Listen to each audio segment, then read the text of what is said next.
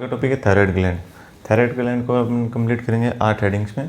Introduction, उसके बाद इसकी सिचुएशन और एक्सटेंट देखेंगे, कहाँ कहाँ तक फैली हुई है। उसके बाद उसके कैप्सूल के बारे में बात करेंगे, फिर पार्ट्स एंड रिलेशन, और फिर लास्ट में जो कॉमन हेडिंग्स होती हैं आर्टरी, वेन और नर्व सप्लाई, और last point clinical. Thyroid gland आपने पता है थायरोक्सिन हार्मोन रिलीज करती है। किसके लिए, किस वजह से रिलीज करती है? क्योंकि अपनी पिट्यूटरी सीक्रेट करती है थायराइड स्टिमुलेटिंग हार्मोन। तो TSH जैसे रिलीज हुआ, थायराइड के पास आया, थायराइड ने थायरोक्सिन रिलीज किया, और वो बहुत सारी मेटाबॉलिज्म में काम में आता है, उसका मेन रोल है। इसलिए थायराइड ग्लैंड बहुत ज़्यादा इंपॉर्टेंट है अपनी बॉडी की। तो इंट्रोडक्शन में ये सब बातें होंगी। उसके अलावा इसकी सिचुएशन और एक्सटेंट की बात करूँ तो ये होती सिचुएशन क्या है इसकी, ट्रैकिया के दोनों तरफ है, राइट साइड भी लेफ्ट साइड भी। तो थायराइड ग्लैंड अपने में कितनी होती हैं? 2 होती हैं। तो 2 इसकी होती हैं। सिचुएशन की बात कर रहे हैं, सिचुएशन ये बाद में बात करेंगे इसके बारे में।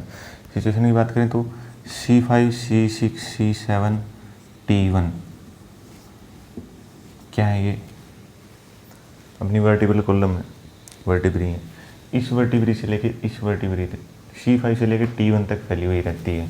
तो मतलब अगर मैं यहाँ पे मार्किंग करूँ तो C5 से लेके T1 तक फैली हुई है। ये तो वर्टिब्री को एज ए रेफरेंस मान के मैंने बोल दिया। अगर वही चीज़ अगर मैं ट्रैकिया को ट्रैकियल रिंग्स के लिए लेके बोलूँ तो ये होती है T1 और ये होती है T5। 2, 3 और 4 कहाँ गई? वो इस पार्ट के नीचे रह गई। ये पार्ट, ये एक लोब है, ये एक लेटरल लोब है, 2 लोब है। जोड़ने वाले हिस्से को इस्थमस बोलते हैं, और इसकी ये पिरामिडल लोब है जो बीच में है। ये क्या है? ये अपना थायराइड कार्टिलेज है। थायराइड कार्टिलेज किसका होता है? लेरिंग्स का होता है। लेरिंग्स में टोटल 6 कार्टिलेज पढ़ते हैं अपन, 3 पेयर्ड 3 अनपेयर्ड। तो जो अनपेयर्ड हैं उनमें से एक होता है थायराइड, एक होता है ये चीज़ जो है ये क्या है? क्रिकोइड, और उसके अलावा एक होता है एपिग्लोटिस। उसको छोड़ो। तो यहाँ पर अपन मैंने बात की सिचुएशन क्या है इसकी, ट्रैकिया के दोनों तरफ है। एक्सटेंट क्या है? एक्सटेंट का मैंने मेजरमेंट दिया। उसके बाद बात करते हैं कैप्सूल की। तो कैप्सूल को देखने से पहले एक बार ये देखो, ये क्या चीज़ है? यहाँ पे हायोइड बोन है। ये हायोइड बोन से एक चीज़ आ रही है, उसने इस चीज़ को रैप किया थायराइड ग्लैंड को, और फिर वो नीचे चली गई। क्या ये प्रीट्रैकियल फेशिया है? प्रीट्रैकियल फेशिया।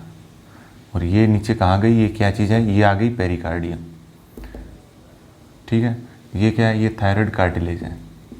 ये क्या है? ये क्रिकोइड कार्टिलेज है। वही चीज़ मैंने मतलब ऐसे सेक्शन हाफ मिडल लाइन में से काटा और साइड में से देख रहा हूँ, तो मेरे को ऐसा दिखा आगे थायराइड है, उसके नीचे क्रिकोइड है, और क्रिकोइड से एक लिगामेंट गया जिसने इस रैप को, ये क्या है? ये कैप्सूल हो गया, कैप्सूल ऑफ थायराइड ग्लैंड है। तो ये क्या है? इसका नाम होता है लिगामेंट ऑफ बेरी। और ये क्या चीज़ है? ये होती है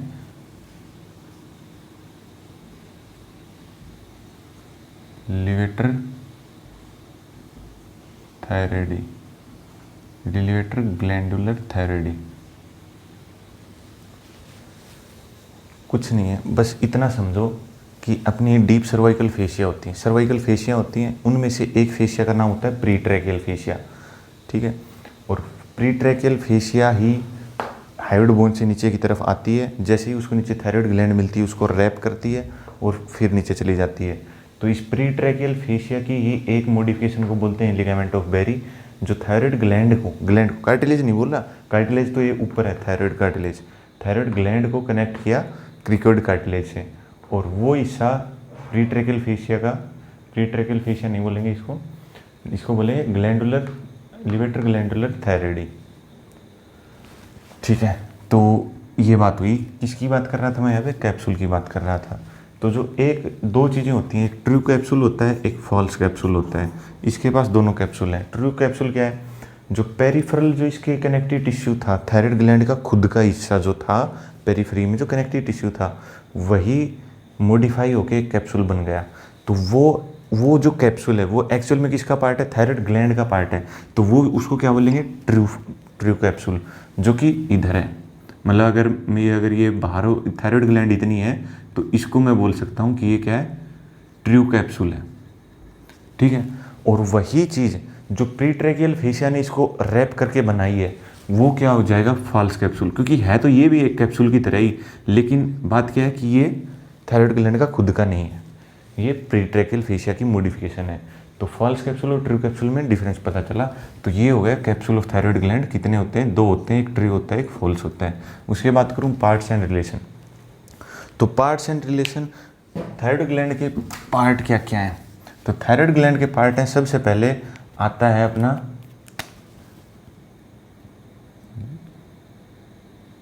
अपनी लेटर लोब होती हैं,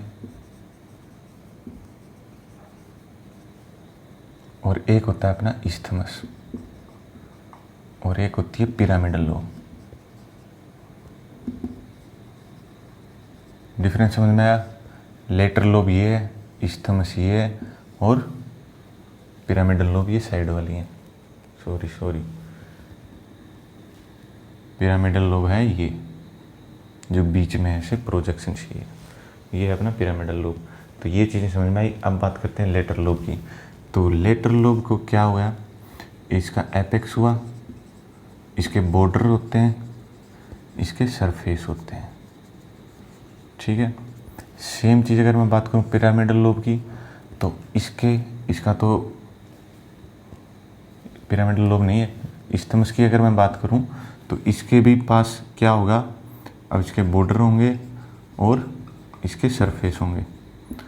तो कैसे डिवाइड करूं इनको मैं, बॉर्डर 2 होते हैं। इस्थमस की अगर मैं बात करूं तो इस्थमस के 2 बॉर्डर होते हैं, एक को बोलते हैं एंटीरियर बॉर्डर और एक को बोलते हैं पोस्टीरियर बॉर्डर। तो इससे क्या समझे कि इस्थमस जो है वो एक ऐसी स्ट्रक्चर है जिसका एक एंटीरियर बॉर्डर है, एक पोस्टीरियर बॉर्डर है, और साइड वाइज कनेक्टेड है लेटरल लोब से। तो इसके सरफेस क्या हो जाएंगे, एक सुपीरियर हो जाएगा, एक इन्फीरियर हो जाएगा। तो इसके 2 सरफेस, 2 बॉर्डर थे, इसके 2 सरफेस हुए, क्या क्या हुए, एक हो गया सुपीरियर, एक हो गया इन्फीरियर। अब बात करूं लेटरल लोब की, मैंने बोला एपेक्स, एपेक्स होता है, ठीक है, एपेक्स हो गया। बॉर्डर की बात करूं तो बॉर्डर होते हैं इसमें 2 बॉर्डर होते हैं, एक को बोलते हैं एंटीरियर पेज,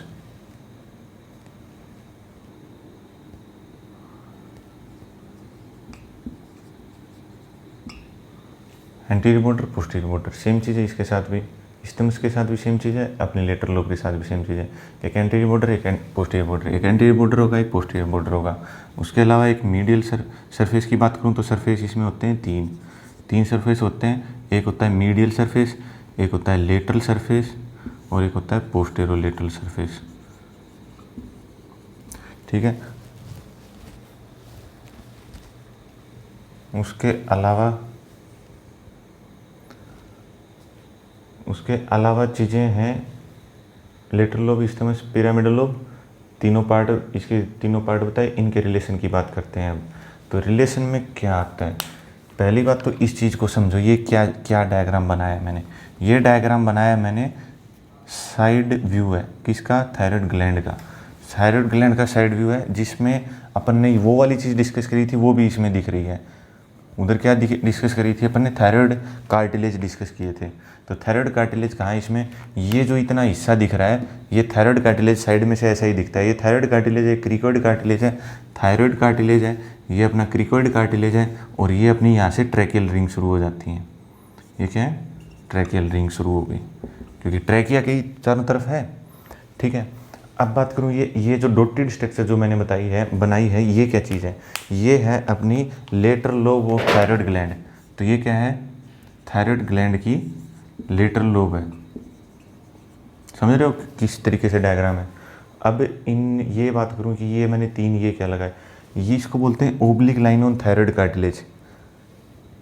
यहाँ पर क्या होता है, यहाँ पे 3 मसल अटैच होती हैं, और उस मसल जहाँ पे ये अटैच हो रखी हैं उसके ऊपर ये थायराइड ग्लैंड की लोब प्रेजेंट होती है। तो इन मसल्स का नाम क्या है, एक का नाम है थायरोहाइड, दूसरी का नाम है स्टर्नो थायरॉयड, और ये जो तीसरी है इसका नाम होता है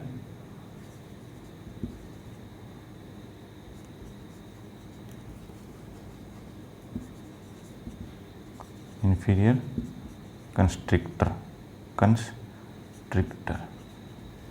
या फिर इसको मैं और क्या बोल सकता हूँ, इंफीरियर कंस्ट्रिक्टर के दो पार्ट होते हैं जिसमें से एक पार्ट होता है क्रिकोथायरॉयड। तो एक क्रिकोथायरॉयड वाला पार्ट है। मसल कहाँ पड़ते हैं, फेरिंग्स में पड़ते हैं। ये वाली मसल इंफ्राहायोइड मसल होती हैं। तो तीन मसल्स जो कि थायराइड कार्टिलेज के ऊपर एक ओब्लिक लाइन होती है, उसके ऊपर तीन मसल की अटैचमेंट होती है। सेम चीज़ मैंने यहाँ दिखाने की शो की है। ये अपनी कौन सी है, ये अपनी थायरोहायोइड मसल है। ये अपनी कौन सी है, ये अपनी स्टर्नोथायरॉयड मसल है। और ये जो है ये कौन सी है, क्रिकोथायरॉयड बोलो, क्योंकि ये थायराइड कार्टिलेज है, ये क्रिकोइड कार्टिलेज है। और यहाँ पे फर्स्ट ट्राइकल रिंग शुरू हो जाती है। ठीक है, तो मैं क्या बोल रहा हूँ कि ये सेम तीन मसल्स मैंने इस डायग्राम में साइड से दिखाई है और इस डायग्राम में मैं फ्रंट से दिखा रहा हूँ कि फ्रंट में ये मसल एक्चुअली साइड में ऐसे कनेक्टेड है। अच्छा, और ये क्या प्रोजेक्शन है, ये है अपनी लेटर लोब। और ये क्या, क्रिकोथायरॉयड जो मैंने बताया, ये इंफीरियर कंस्ट्रिक्टर भी बोल सकते हैं। ये क्या है, अपनी lateral lobe of thyroid gland. और ये क्या है, दो चीज़ें हो गई, एक्सटर्नल लैरिंजियल नर्व है और ये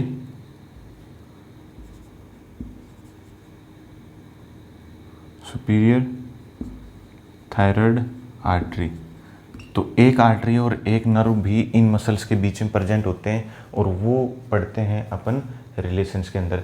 तो पार्ट्स मैंने पहले बता चुका हूँ और रिलेशंस के मैंने दो डायग्राम के थ्रू मैंने इसके रिलेशन समझाए हैं एक्चुअली इसकी लोकेशन के थ्रू। अब अपन बात करेंगे आर्टेरियल सप्लाई की, वेनस ड्रेनेज की। उसके लिए मेरे को ये पूरा साफ करना पड़ेगा। बात करें आर्टेरियल सप्लाई, ये है अपनी आर्च ऑफ अरोटा, ये है आर्च ऑफ ओर्टा। ये अब हमने बताया, जैसे मैं ऐसे खड़ा हूँ तो राइट साइड में क्या निकलती है, ब्रोंकोपुल्मोनरी ट्रंक, उसके बाद लेफ्ट कॉमन कैरोटिड आर्टरी, उसके बाद लेफ्ट सबक्लेवियन आर्टरी। सेम चीज़ है, ब्रोंकोपुल्मोनरी ट्रंक, ठीक है, उसके बाद लेफ्ट कॉमन कैरोटिड आर्टरी, उसके बाद सबक्लेवियन आर्टरी।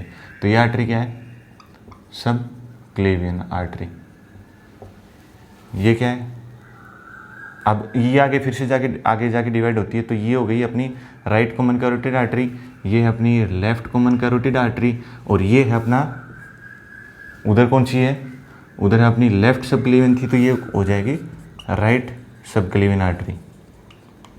ठीक है, इतनी बात clear. Arch of aorta basic diagram है, इससे ज़्यादा कुछ नहीं। उसके अलावा हमने पता है, जब यही चीज़ जब कैरोटिड ट्रायंगल के अंदर जाती है तो कॉमन कैरोटिड आर्टरी डिवाइड हो जाती है, एक्सटर्नल कैरोटिड आर्टरी और इंटरनल कैरोटिड आर्टरी। सेम चीज़ दोनों तरफ होती है, एक्सटर्नल कैरोटिड आर्टरी और इंटरनल कैरोटिड आर्टरी में डिवाइड हो जाती है। अब एक्सटर्नल कैरोटिड आर्टरी की एक ब्रांच निकलती है जिसको बोलते हैं सुपीरियर थायराइड आर्टरी।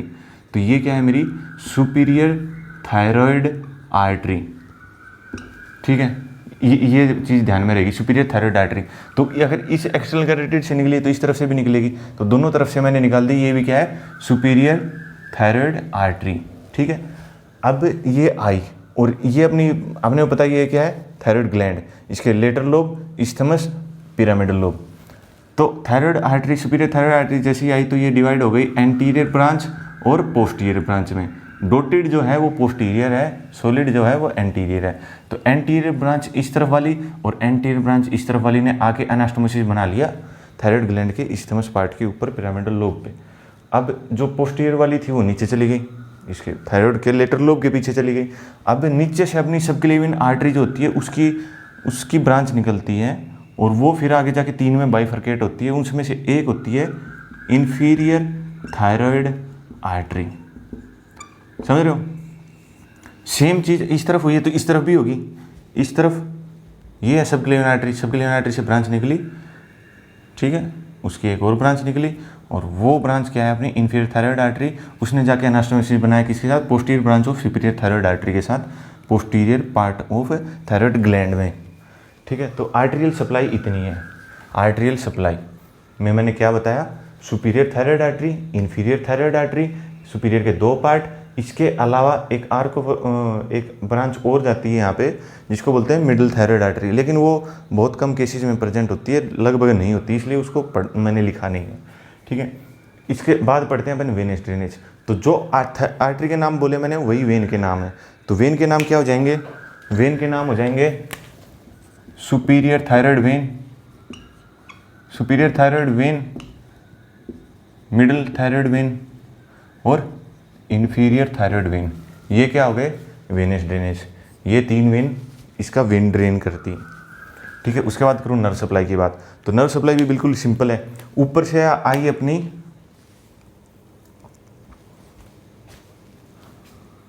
एक्सटर्नल, नीचे से आ रही है अपनी रिकरेंट लेरेंजियल नर्व के लिए ब्लैक कहाँ गया?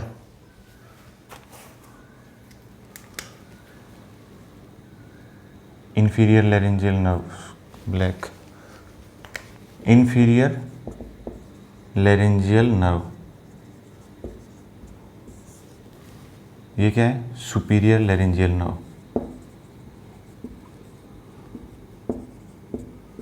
दो नर्व आई, inferior laryngeal nerve, superior laryngeal nerve. Inferior laryngeal nerve ने आई और इसके बेस, मैंने बोला था ना पार्ट्स में एपेक्स होता है, बेस होता है, बाकी चीज़ें बोली थी। तो ये किस जगह जा रही है? बेस पे जा रही है, इंफीरियर लेरेंजियल नर्व,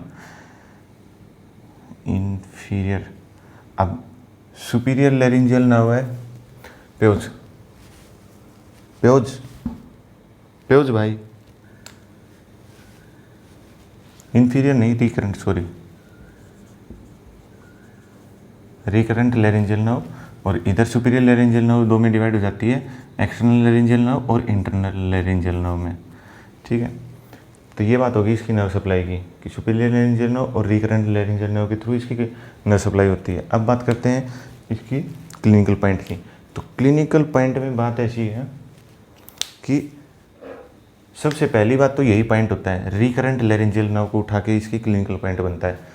क्यों? क्योंकि जब थायराइड ग्लैंड की अगर जब सर्जरी करते हैं तो थायराइड ग्लैंड की जब लोब हटाते हैं तो इसके पोस्टीरियर में प्रेजेंट होती है रिकरेंट लेरेंजियल नर्व। और अगर इसकी सर्जरी करते टाइम अगर वो नर्व डैमेज हो गई तो क्या होगा? वोकल कॉर्ड पैरालिसिस हो जाएगा, मतलब वोकल कॉर्ड अपने वाइब्रेट करते हैं। मान लो ये एक विंड पाइप है जिसमें ऐसे 2 फ्लैप हैं और वो वाइब्रेट करने पे अपने को अपने स्पीच थेरेपी या बोलो कि स्पीच का प्रोडक्शन होता है। तो अगर मान लो कि एक तरफ की रिकरेंट लेरेंजियल नर्व डैमेज हुई तो एक वोकल कॉर्ड पैरालाइज हो जाएगा। अगर दोनों तरफ की हुई, अगर एक तरफ की हुई तो एक तरफ का पैरालाइज हुआ तो उसके कारण अपनी स्पीच डिस्टर्ब हो जाएगी। जो अपन बोलना चाह रहे हैं, जिस टोन में अपन पहले बोलते थे वो बोल नहीं पाएंगे। लेकिन अगर दोनों अगर पैरालाइज होगी तो उस केस में वोकल कॉर्ड ऐसे क्लोज हो जाएंगे और एस्फिक्सिया मतलब दम घुटने के कारण अपनी मौत हो जाएगी, अपनी नहीं पेशेंट की जिसकी सर्जरी कर रहे हैं। इसलिए सर्जरी करते टाइम रिकरेंट लेरेंजियल नर्व को बचाना जरूरी होता है। ठीक है, एक तो ये हुआ क्लिनिकल पॉइंट। नंबर 2 मैं बोलता हूँ थायराइड ग्लैंड में मैंने इंट्रोडक्शन में बताया था कि TSH सीक्रेट करती है पिट्यूटरी और उसके कारण थायराइड ग्लैंड सीक्रेट करती है थायरोक्सिन हार्मोन और वो फिर अपनी बॉडी में मेटाबॉलिज्म को कंट्रोल करता है या उसमें इंटरफेयर करता है। तो इसी से रिलेटेड मैं बोल दूँ, एक तो हो गया अपना हाइपोथायराइडिज्म और एक हो गया हाइपरथायराइडिज्म। हाइपोथायराइडिज्म, हाइपरथायराइडिज्म, इसका मतलब ये नहीं है कि हाइपर का मतलब कि साइज बड़ा हो जाएगा और हाइपो मतलब थायराइड ग्लैंड का साइज छोटा हो जाएगा, उससे कोई रिलेशन नहीं है। रिलेशन है थायरोक्सिन के लेवल से कि अगर ब्लड के अंदर थायरोक्सिन बढ़ा हुआ है, थायरोक्सिन अगर बढ़ा हुआ है तो है हाइपरथायराइडिज्म। किसकी बात कर रहा हूँ मैं? थायरोक्सिन की। थायरोक्सिन अगर बढ़ा हुआ है तो है हाइपरथायराइडिज्म। उस केस में TSH जो होगा वो कम होगा। इसका मतलब क्या है? पिट्यूटरी ने तो इतना स्टिमुलेट ही नहीं किया लेकिन ये खुद से ही बहुत ज़्यादा थायरोक्सिन प्रोड्यूस कर दिया। उस कंडीशन को बोलते हैं हाइपरथायराइडिज्म, थायरोक्सिन हार्मोन का हाइपर होना। वही अगर उल्टा केस करूँ कि पिट्यूटरी लगातार TSH भेजे जा रहा है कि भाई थायरोक्सिन रिलीज कर और ये कर ही नहीं रहा, मतलब कि ब्लड के इसने तो पिट्यूटरी ने तो अपना काम बहुत ज़्यादा किया लेकिन थायराइड ग्लैंड था उसने थायरोक्सिन हार्मोन ब्लड में छोड़ा ही नहीं। थायराइड ग्लैंड ने थायरोक्सिन हार्मोन ब्लड में छोड़ा ही नहीं। तो अगर थायरोक्सिन हार्मोन अगर ब्लड में कम है और TSH के लेवल बढ़े हुए हैं, उस केस का मतलब है कि थायरोक्सिन हार्मोन ब्लड के अंदर कम है, मानी तो hyper thyroxine hormone, hyperthyroidism, thyroid कम काम कर रहा है, हाइपो मतलब कम काम कर रहा है, यही है अपनी थायराइड ग्लैंड। इससे रिलेटेड कोई क्वेश्चन हो तो कमेंट बॉक्स में डालो। Thank you.